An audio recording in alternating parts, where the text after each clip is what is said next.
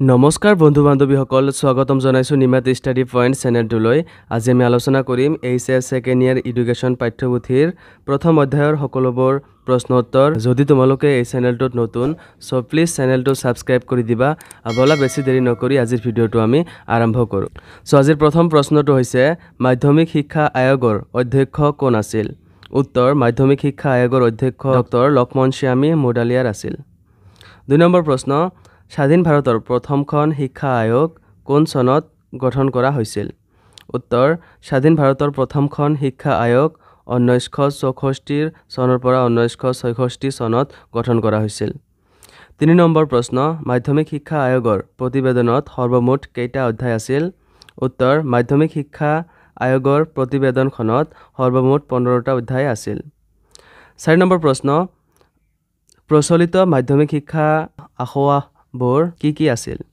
উত্তৰ প্ৰচলিত মাধ্যমিক শিক্ষাৰ আখোৱাবোৰ হল 1 নম্বৰ জীৱন বিচ্ছিন্নতা প্ৰচলিত শিক্ষা ব্যৱস্থাৰ পাঠ্যক্ৰমিক বিষয়বোৰ সামাজিক জীৱনৰ লগত সম্বন্ধ নথকাৰ বিধৰ মাধ্যমিক স্তৰত শিকোৱা পাঠ্যক্ৰমসমূহে ছাত্ৰ-ছাত্ৰীসকলক গভীৰ জীৱনবোধ অথবা দৈনন্দিন জীৱনৰ প্ৰয়োজনীয় জ্ঞান দিব পৰা নাছিল 5 নম্বৰ প্ৰশ্ন মাধ্যমিক শিক্ষাৰ লক্ষ্য হিচাপে গণতান্ত্ৰিক নাগৰিকত্বৰ বিকাশ সাধনৰ বিষয়ে লিখা উত্তৰ গণতান্ত্ৰিক নাগৰিকত্বৰ বিকাশ সাধন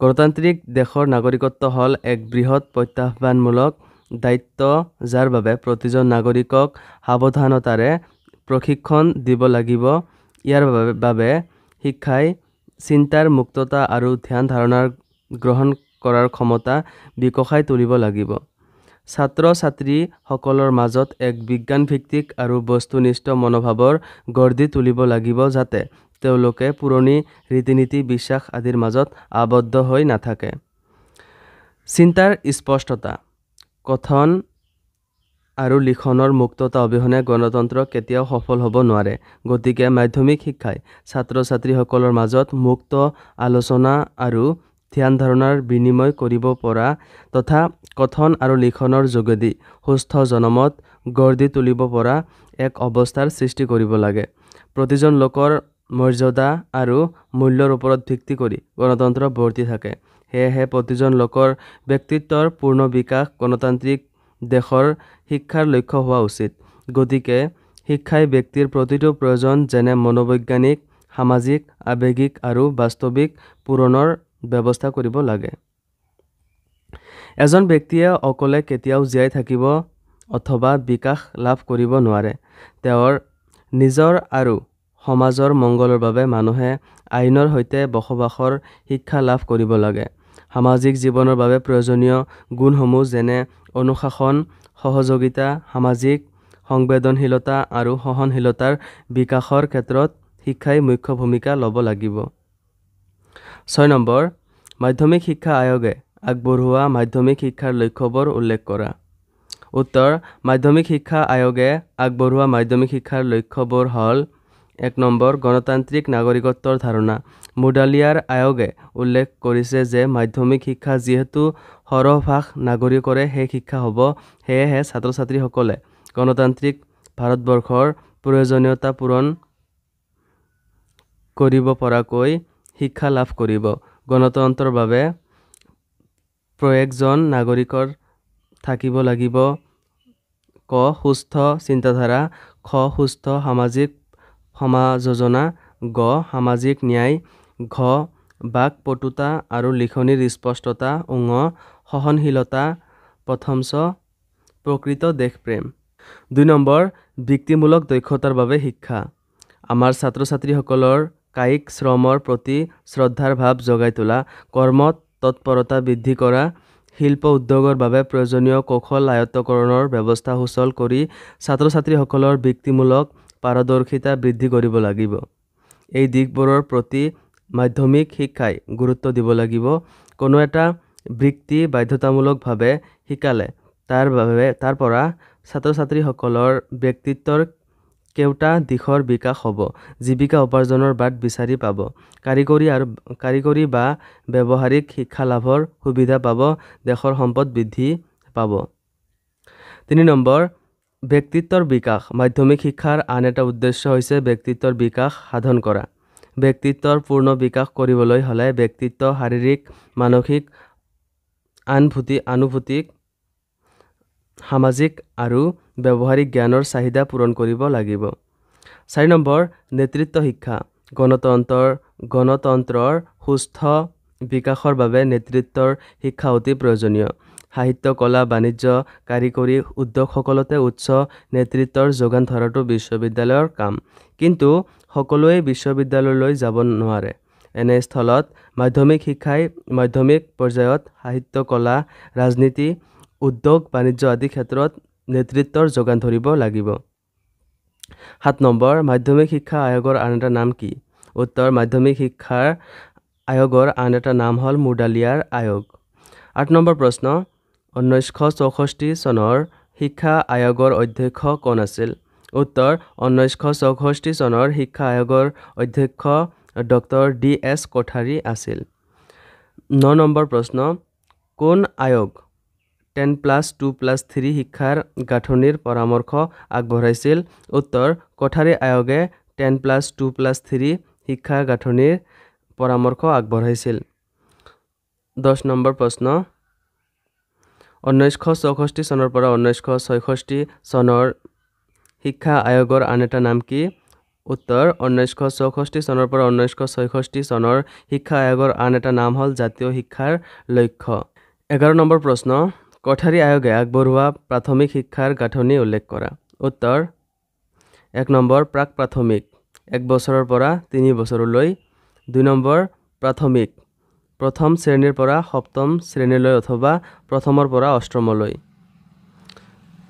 ক নিম্ন প্ৰাথমিক শ্ৰেণী 4 বছৰৰ পৰা 5 বছৰলৈ প্ৰথম শ্ৰেণীৰ পৰা চতুৰ্থ শ্ৰেণীলৈ অথবা প্ৰথমৰ পৰা পঞ্চম শ্ৰেণীলৈ খ উচ্চ প্ৰাথমিক শ্ৰেণী 3 বছৰৰ পৰা 2 বছৰলৈ পঞ্চমৰ পৰা সপ্তমলৈ অথবা ষষ্ঠৰ পৰা অষ্টমলৈ 12 নম্বৰ প্ৰশ্ন কোঠাৰী আয়োগৰ প্ৰতিবেদনক কি নামেৰে জনা যায় উত্তৰ কোঠাৰী আয়োগৰ প্ৰতিবেদনক শিক্ষা আৰু জাতীয় বিকাশ নামেৰে জনা যায় 13 নম্বৰ প্ৰশ্ন এখন দেশৰ ভাগ্য এটা শ্ৰেণীকোঠাত গঢ় লৈ উঠে কোন প্ৰতিবেদনৰ এই বাক্যশাৰী লিখা আছিল উত্তৰ এখন দেশৰ ভাগ্য এটাত শ্ৰেণীকোঠাত গঢ় লৈ উঠে কোঠাৰী আয়োগৰ প্ৰতিবেদনত এই বাক্যশাৰী লিখা আছিল কোঠাৰী আয়োগৰ মতে মাধ্যমিক শিক্ষাৰ লক্ষ্যবোৰ উল্লেখ কৰা উত্তৰ কোঠাৰী আয়োগৰ মতে মাধ্যমিক শিক্ষাৰ লক্ষ্যবোৰ তলত উল্লেখ কৰা হ'ল 1 নম্বৰ গণতান্ত্ৰিক নাগৰিকত্বৰ বিকাশ সাধন 2 বৃত্তীয় যোগ্যতাৰ বিকাশ সাধন 3 নম্বৰ ব্যক্তিত্বৰ বিকাশ 4 নম্বৰ নেতৃত্বৰ শিক্ষা 15 নম্বৰ প্ৰশ্ন 10+2+3 বিষয়ে চমুকৈ লিখা উত্তৰ জাতীয় শিক্ষাৰ বিকাশ সাধন কৰাৰ উদ্দেশ্যৰে 1964 পৰা 1966 চনত কোঠাৰী আয়োগ গঠন কৰা হয় তৃতীয় পঞ্চবাৰ্ষিক পৰিকল্পনাৰ শেষলৈকে সমগ্ৰ দেশতে শতকৰা 25% মাধ্যমিক স্কুলকহে উচ্চতৰ মাধ্যমিক স্তৰলৈ ৰূপান্তৰ কৰা হয় সেইবাবে এই গাঁথনি পৰিহাৰ কৰা হয় আৰু 10+2+3 নতুন গাঁথনিটোৰ পৰামৰ্শ দিয়ে এই সূত্ৰ অনুযায়ী স্কুলীয়া শিক্ষা হ'ব 10 বছৰীয়া প্ৰাক স্নাতক বা উচ্চতৰ মাধ্যমিক শিক্ষা 2 বছৰীয়া আৰু 3 বছৰীয়া স্নাতক পৰ্যায়ৰ শিক্ষা 16 নম্বৰ প্ৰশ্ন কোঠাৰী আয়োগৰ মতে প্ৰথম ৰাজহুৱা পৰীক্ষা কোন শ্ৰেণীৰ পিছত হোৱা উচিত উত্তৰ 10-11 শ্ৰেণীৰ পিছত হোৱা উচিত 17 নম্বৰ প্ৰশ্ন মাধ্যমিক শিক্ষাৰ বৃত্তিমুখীকৰণৰ ক্ষেত্ৰত কোঠাৰী আয়োগ আগবঢ়োৱা 6টা পৰামৰ্শ উল্লেখ কৰা উত্তৰ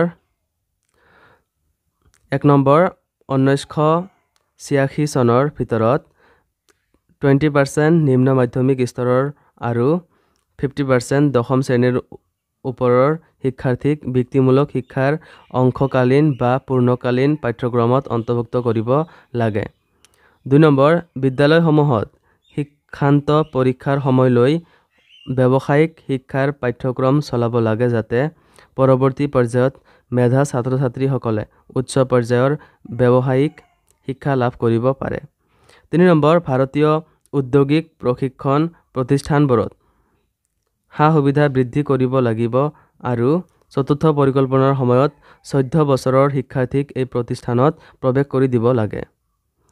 4 নম্বৰ জুনিয়ৰ টেকনিক্যাল স্কুলবোৰক টেকনিক্যাল হাইস্কুল নাম দি পূৰ্ণ পৰ্যায়ৰ পাঠ্যক্ৰমৰ ব্যৱস্থা কৰিব লাগে। 5 নম্বৰ ভাৰতীয় প্ৰযুক্তিবিদ্যা প্ৰতিষ্ঠান আৰু টেকনিক্যাল স্কুলসমূহত উৎপাদনমুখী প্ৰশিক্ষণ দিব লাগিব। 5 নম্বৰ টেকনিক্যালসমূহৰ 10ম শ্ৰেণীৰ তলৰ শ্ৰেণীত নামভৰ্তিৰ সুবিধা দি নিপুণ কৰ্মীক প্ৰশিক্ষণ দিব লাগিব। 18 নম্বৰ প্ৰশ্ন কোঠাৰী আয়োগৰ মতে ব্যক্তিমুখী শিক্ষাৰ মাধ্যম কি হোৱা উচিত? উত্তৰ কোঠাৰী আয়োগৰ মতে ব্যক্তিমুখী শিক্ষাৰ মাধ্যম হোৱা উচিত। 21 নম্বৰ প্ৰশ্ন ৰাষ্ট্ৰীয় শিক্ষানীতি কোন চনত গৃহীত হয়? উত্তৰ ৰাষ্ট্ৰীয় শিক্ষানীতি 1986 চনত গৃহীত হয়। নৱোদয় বিদ্যালয় কি? উত্তৰ 1986 চনত কেন্দ্ৰীয় চৰকাৰে ঘোষণা কৰা ৰাষ্ট্ৰীয় শিক্ষানীতিয়ে অসমৰ মাধ্যমিক শিক্ষাকো বিশেষভাৱে প্ৰভাৱিত কৰি তোলে। এই শিক্ষা নীতিৰ ওপৰত ভিত্তি কৰিয়ে অসমত নৱোদয় বিদ্যালয় নামৰ এবিধ বিশেষ ধৰণৰ মাধ্যমিক বিদ্যালয় স্থাপন কৰা হয়। এবিধ বিদ্যালয় স্থাপনৰ 3টা প্ৰধান উদ্দেশ্য হৈছে মাধ্যমিক শিক্ষাৰ ছাত্ৰ ছাত্ৰীসকলৰ চৰম উৎকৰ্ষ সাধন, উন্নত গুণমান ৰক্ষা কৰা আৰু তাৰ যোগেদি শিক্ষাত সামাজিক ন্যায় স্থাপন কৰা। ইয়াৰ উপৰিও পিছপৰা অঞ্চলৰ দৰিদ্ৰ অথচ মেধাৱী ছাত্ৰ ছাত্ৰীসকলে ইয়াৰ পৰা বিশেষ সুবিধা লাভ কৰি উপকৃত হ'ব পৰা। 23 নম্বৰ প্ৰশ্ন অপাৰেশ্যন ব্লেকবৰ্ড মানে কি?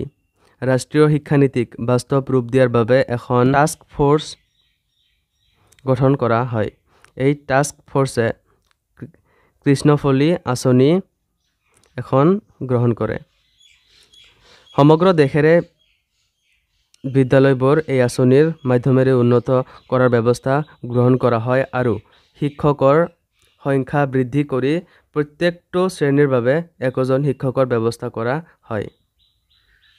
24 নম্বৰ প্ৰশ্ন OBBৰ সম্পূৰ্ণ ৰূপটো লিখা। উত্তৰ OBBৰ সম্পূৰ্ণ ৰূপটো হ'ল অপাৰেশ্যন ব্লেকবৰ্ড। 25 নম্বৰ প্ৰশ্ন নৱোদয় বিদ্যালয় স্থাপনৰ উদ্দেশ্য কি? উত্তৰ নৱোদয় বিদ্যালয় স্থাপনৰ উদ্দেশ্য হ'ল 1 নম্বৰ এই বিদ্যালয়ৰ উদ্দেশ্য হ'ল বৌদ্ধিকভাৱে উন্নত কিন্তু আৰ্থিকভাৱে দুৰ্বল ছাত্ৰ ছাত্ৰীসকলক উন্নত মানৰ শিক্ষা প্ৰদান কৰা। 2 নম্বৰ এই বিদ্যালয়ৰ আদৰ্শ হ'ল চৰম উৎকৰ্ষ সাধন, গুণমান বিশিষ্টতা আৰু সামাজিক ন্যায় সংস্থাপন কৰা। 28 নম্বৰ প্ৰশ্ন অসম উচ্চতৰ মাধ্যমিক শিক্ষা পৰিষদ কোন চনত গঠিত হৈছিল? উত্তৰ অসম উচ্চতৰ মাধ্যমিক শিক্ষা পৰিষদ 1986 চনত গঠিত হৈছিল। 29 নম্বৰ প্ৰশ্ন SEBA আৰু AHSECৰ সম্পূৰ্ণ ৰূপটো লিখা। উত্তৰ SEBAৰ সম্পূৰ্ণ ৰূপটো হ'ল ব'ৰ্ড অফ ছেকেণ্ডাৰী এডুকেশ্যন আৰু AHSECৰ সম্পূৰ্ণ ৰূপটো হ'ল Assam higher secondary education council. 30 number প্ৰশ্ন স্বাধীনোত্তৰ কালত অসমৰ মাধ্যমিক শিক্ষাৰ বিকাশৰ বিষয়ে চমুকৈ আলোচনা কৰা। উত্তৰ সৰ্বভাৰতীয় ভিত্তিত স্থাপন কৰা মুডালিয়াৰ কমিশ্যন, কোঠাৰী কমিশ্যন আৰু ৰাষ্ট্ৰীয় শিক্ষানীতি আদিৰ পৰামৰ্শ আৰু সিদ্ধান্তসমূহেও অসমৰ মাধ্যমিক শিক্ষাৰ বিকাশৰ গতি নিৰ্ধাৰণ আৰু নিয়ন্ত্ৰণ কৰে। 1948 চনত গুৱাহাটী বিশ্ববিদ্যালয় স্থাপন হোৱাৰ পিছত পূৰ্বৰ অসমৰ মাধ্যমিক শিক্ষাৰ ভাৰ কলিকতা বিশ্ববিদ্যালয়ৰ হাতৰ পৰা গুৱাহাটী বিশ্ববিদ্যালয়ৰ হাতলৈ অনা হৈছিল। তাৰ ফলত প্ৰৱেশিকা পৰীক্ষাৰো ফলাফল ভাল হৈছিল আৰু 1947 পৰা 48 চনৰ 191খন হাইস্কুলৰ পৰা 153 পৰা 154 চনৰ ভিতৰত সংখ্যা বাঢ়ি গৈ 338খন হৈছিল আৰু সেই অনুপাতে ছাত্ৰৰ সংখ্যাও বাঢ়িছিল। 1952 পৰা 1953 চনত মাধ্যমিক শিক্ষা আয়োগে মাধ্যমিক শিক্ষা সংক্ৰান্তত দিয়া পৰামৰ্শই অসমৰ মাধ্যমিক শিক্ষাৰ শৈক্ষিক, সাংগঠনিক আৰু প্ৰশাসনিক পৰিৱৰ্তন কৰিছিল আয়োগে এই পৰ্যায়ৰ শিক্ষাৰ লক্ষ্য উদ্দেশ্য স্বাধীন দেশৰ গণতান্ত্ৰিক আদৰ্শত ভিত্তি কৰি এক নতুন ৰূপত গঢ়ি তোলে। পাঠ্যক্ৰম সম্বন্ধে এক পৰিসৰৰ ধাৰণা আয়োগে প্ৰদান কৰে। অধ্যয়নৰ বিষয়সূচীত বৰ্তমান সময়ৰ উপযোগী নতুন নতুন বিষয় অন্তৰ্ভুক্ত কৰি 7টা গোটত বিভক্ত কৰিছিল। মাধ্যমিক শিক্ষাৰ গাঁথনি 11 বছৰীয়া কৰি তুলিছিল আৰু পূৰ্বৰ 2 বছৰীয়া ইণ্টাৰমিডিয়েট পৰ্যায় তুলি দি ইয়াৰ প্ৰথম বছৰটো স্কুলৰ লগত আৰু দ্বিতীয় বছৰটো প্ৰাক বিশ্ববিদ্যালয়ৰ শিক্ষা পৰ্যায় ৰূপস্বৰূপে কলেজৰ লগত সংযোগ কৰিছিল। ইয়াৰ উপৰি মাধ্যমিক শিক্ষা প্ৰশাসন আৰু নিয়ন্ত্ৰণৰ বাবে ৰাজ্যিক শিক্ষা সংস্থা গঠনৰ পৰামৰ্শ দিছিল। এই আয়োগৰ পৰামৰ্শক্ৰমে অসমত 11 বছৰীয়া উচ্চতৰ মাধ্যমিক স্কুলৰ শিক্ষা প্ৰৱৰ্তন কৰা হয় আৰু বহুমুখী বিদ্যালয় স্থাপন কৰা হয়। 1952 চনলৈকে 67খন হাইস্কুল উচ্চতৰ মাধ্যমিকলৈ ৰূপান্তৰ কৰা হয়। পাঠ্যক্ৰম 7টা গোটৰ ভিতৰত কলা, বিজ্ঞান, বাণিজ্য, সুকুমাৰ কলা আৰু গাৰ্হস্থ্য বিজ্ঞান আদি গোটৰ বাবে অধ্যয়নৰ ব্যৱস্থা কৰা হয়। এবছৰীয়া প্ৰাক বিশ্ববিদ্যালয়ৰ শ্ৰেণী ডিগ্ৰী কলেজবোৰত খোলা হয়। 31 নম্বৰ প্ৰশ্ন, অসমৰ মাধ্যমিক শিক্ষাৰ প্ৰধান সমস্যাবোৰ কি কি? উত্তৰ: অসমৰ মাধ্যমিক শিক্ষাৰ প্ৰধান সমস্যাবোৰ হ'ল: 1 নম্বৰ, আমাৰ ৰাজ্যত মাধ্যমিক শিক্ষাৰ বিদ্যালয়সমূহ সমানে বিতৰণ হোৱা নাই। 2 নম্বৰ, অসমৰ মাধ্যমিক পৰ্যায়ৰ পাঠ্যক্ৰম দোষমুক্ত নহয়। এই পাঠ্যক্ৰম একমুখী হোৱাৰ বাবে আৰু কাৰ্যকৰী বিষয়ৰ অভাৱত শিক্ষাৰ্থীৰ জীৱনৰ লগত সম্পৰ্কহীন। 3 নম্বৰ, মাধ্যমিক পৰ্যায়ৰ পাঠ্যপুথি প্ৰস্তুত আৰু প্ৰকাশৰ দায়িত্ব মাধ্যমিক শিক্ষা পৰিষদে গ্ৰহণ কৰে যদিও এই গুৰু দায়িত্ব পালনত সদায় অনেক বিসংগতিয়ে দেখা দিছে। 4 নম্বৰ, শিক্ষকসকল প্ৰশিক্ষণপ্ৰাপ্ত নোহোৱাৰ বাবে শ্ৰেণীত গতানুগতিকভাৱে পঢ়ুৱায়। তেখেতসকলে কিতাপত থকা বিষয়বস্তুৰ বাহিৰে পাঠ প্ৰস্তুতিৰ ক্ষেত্ৰত আন বিষয়বস্তু উপস্থাপন কৰাৰ কথা নাভাবে। 5 নম্বৰ, মাধ্যমিক স্কুলবিলাক কেৱল জ্ঞান অৰ্জনৰ ওপৰত গুৰুত্ব দিয়াৰ কাৰণে ব্যক্তিৰ বিভিন্নতালৈ বেছি মনোযোগ দিব নোৱাৰে। ফলত ব্যক্তিৰ বিশেষ শক্তি, অনুৰাগ আৰু অভিৰুচিসমূহে এতিয়াও বিকাশৰ সুবিধা পোৱাৰ ব্যৱস্থা কৰা হোৱা নাই। ব্যক্তিৰ বিভিন্নতাই স্বীকৃতি নোপোৱাৰ কাৰণে বহুতো শিক্ষাৰ্থীয়ে নিজৰ প্ৰতিভা বিকাশ কৰিব নোৱাৰে। 32 নম্বৰ প্ৰশ্ন, অসমৰ মাধ্যমিক শিক্ষাৰ সমস্যাবোৰ সমাধানৰ উপায়বোৰ আলোচনা কৰা। উত্তৰ: অসমৰ মাধ্যমিক শিক্ষাৰ সমস্যাবোৰ সমাধানৰ উপায়বোৰ তলত আলোচনা কৰা হ'ল। 1 নম্বৰ, মাধ্যমিক স্কুলবোৰৰ বৈষয়িক অৱস্থা উন্নত কৰি তোলাৰ কাৰ্যকৰী আঁচনি প্ৰস্তুত কৰি তুলিব লাগে। উন্নত গুণমানৰ শিক্ষা নিশ্চিত কৰি তুলিবলৈ এই স্কুলবোৰৰ শৈক্ষিক পৰিৱেশ উন্নত কৰি তুলিব লাগে। 2 নম্বৰ, দুৰ্বল স্কুলবোৰৰ প্ৰশাসনীয় ব্যৱস্থা উন্নত কৰি তুলিবৰ বাবে পৰিচালনা সমিতিবোৰ অধিক শক্তিশালী কৰি তুলিব লাগে। এনে সমিতিবোৰত চৰকাৰৰ অনুমতি প্ৰভাৱ গুচাব লাগে। 3 নম্বৰ, অসমীয়া মাধ্যমৰ স্কুলবোৰত ইংৰাজী বিষয় উন্নত পদ্ধতিৰে শিক্ষা দিয়াত জোৰ দিব লাগে। 4 নম্বৰ, স্কুলত শিক্ষক নিযুক্তিৰ ব্যৱস্থা উন্নত কৰি তুলিব লাগে। স্কুলবোৰত উপযুক্ত প্ৰশিক্ষণপ্ৰাপ্ত শিক্ষক নিযুক্তি দিব লাগে। সো বন্ধুসকল, আজিলৈ এইখিনিয়ে। আশা কৰোঁ এই ভিডিঅ'টো তোমাক সহায় কৰিছে। যদি সহায় কৰিছে তেন্তে এই ভিডিঅ'টো তোমাৰ বন্ধুবৰ্গৰ সৈতে শ্বেয়াৰ কৰিবা আৰু এই চেনেলটোক ছাবস্ক্ৰাইব কৰিবা বুলি আশা ৰাখিলোঁ। ধন্যবাদ।